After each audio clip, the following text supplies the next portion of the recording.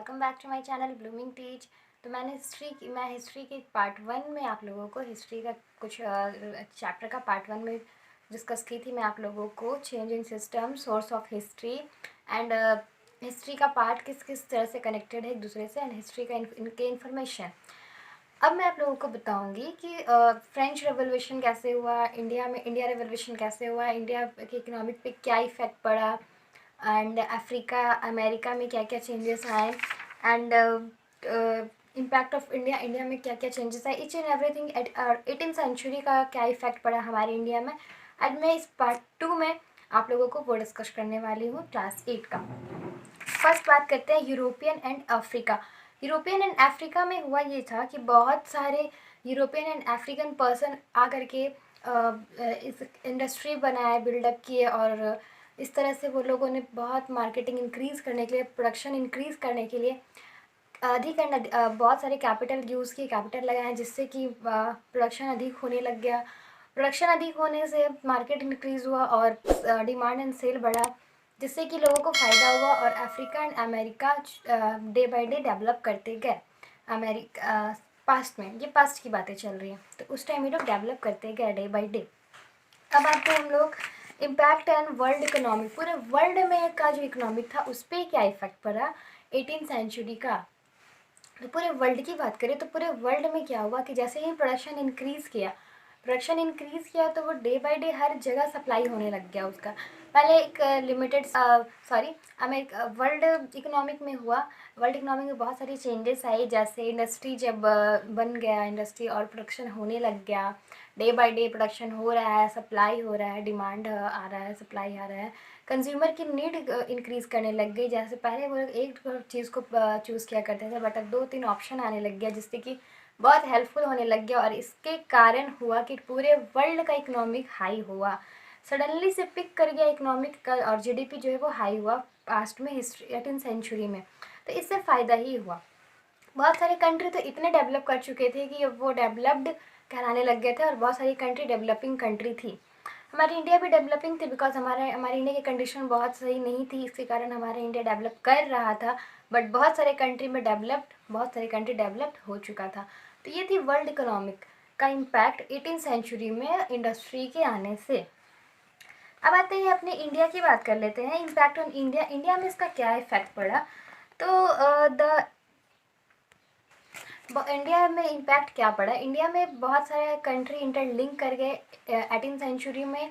Suddenly से पूरे world interlink कर गया इंडिया से, बिकॉज इन लोगों का पर्पस ही था बिजनेस करना, और बिजनेस करने के पर्पस से ये लोग सारे इंटरलिंक हो गए, एक दूसरे से कनेक्टेड हो गए, ग्लोबलाइजेशन होने लग गया यहाँ पे।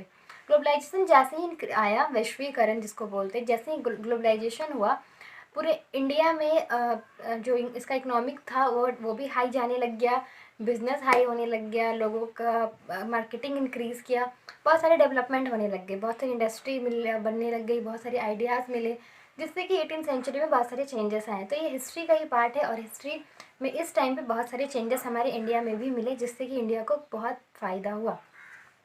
अब आते हैं अमेरिकन रिवोल्यूशन। इस तरह अमेरिकन रिवोल्यूशन हुआ है, फ्रांस का भी रिवोल्यूशन हुआ, और हमारे इंडिया में भी रिवोल्यूशन हुआ। तो इन तीनों के बारे में मैं आप लोगों को टॉपिक वाइज डील करने वाली हूँ।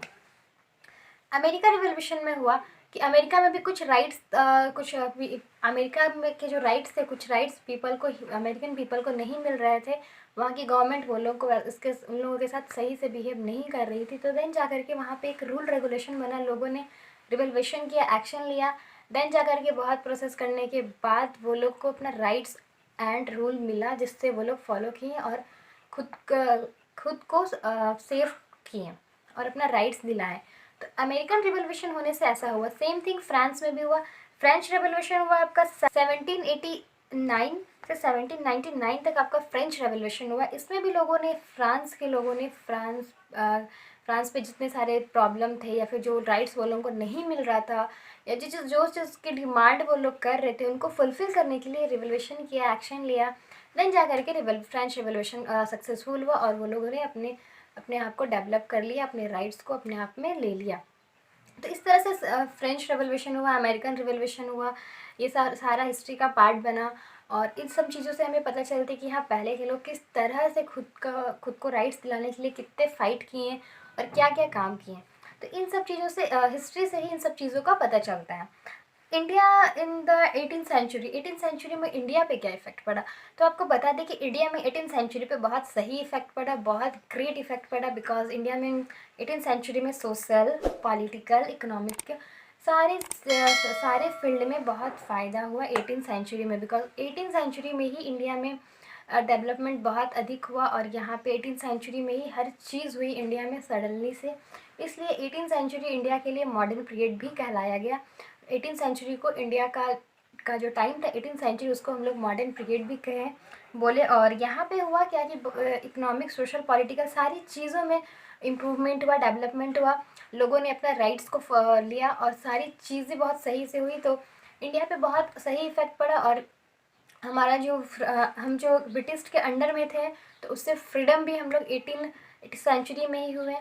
तो इन सब चीज़ों से पता चलता है कि हिस्ट्री का पार्ट क्या है और हिस्ट्री में क्या क्या फ़ायदा हुआ। और हम फ्रीडम हम लोग जब ब्रिटिश के अंदर में थे, तो और उनसे फ्रीडम कराने के लिए बहुत सारा फ़ाइट करना पड़ा। बहुत लीडर लोग सामने आए और बहुत फ़ाइट करके हम लोगों को फ्रीडम दिलाया, और जिससे कि हम लोग फ्रीडम हो पाए और खुद का राइट्स मिला। स्वतंत्र होकर अपने काम को खुद से हम लोग सकने में सक्षम हुए। तो इन सब चीज़ों से ये सब चीज़ हिस्ट्री से ही कनेक्टेड है। हिस्ट्री जानने की बहुत ज़रूरत है।